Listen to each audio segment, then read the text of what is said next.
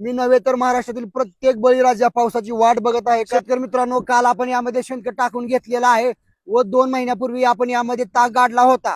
तर पाठीमाग रोटर चालू आहे, रोटरच्या साहाय्याने आपण पूर्णपणे मिक्स करून घेत आहोत।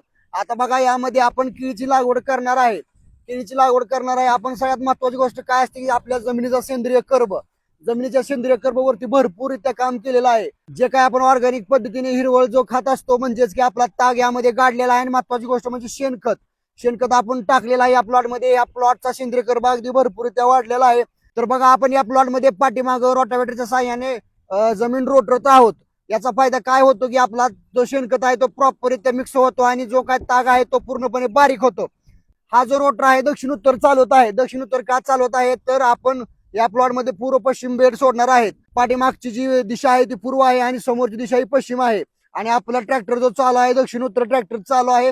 आपण पूर्व पश्चिम अगदी सुंदररीत्या यामध्ये बेड सोडणार आहे आणि यामध्ये केळीची लागवड करणार आहेत। तर बघा, आपण पावसाची वाट बघत आहे। पाऊस पडल्यानंतर आपण यामध्ये लागवड करणार आहे।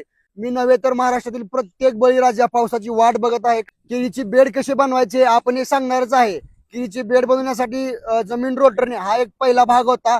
यामध्ये आपण बेड कसे बनवायचे हे पुढच्या व्हिडिओमध्ये सांगणार आहे। त्याआधी आपल्या चॅनलला फॉलो करून ठेवा आणि आपले जे आजपर्यंत जे काही प्लॉट होते त्या प्लॉट पेक्षा अगदी सुंदर आणि सगळ्यात जोरात प्लॉट आपला हा असणार आहे।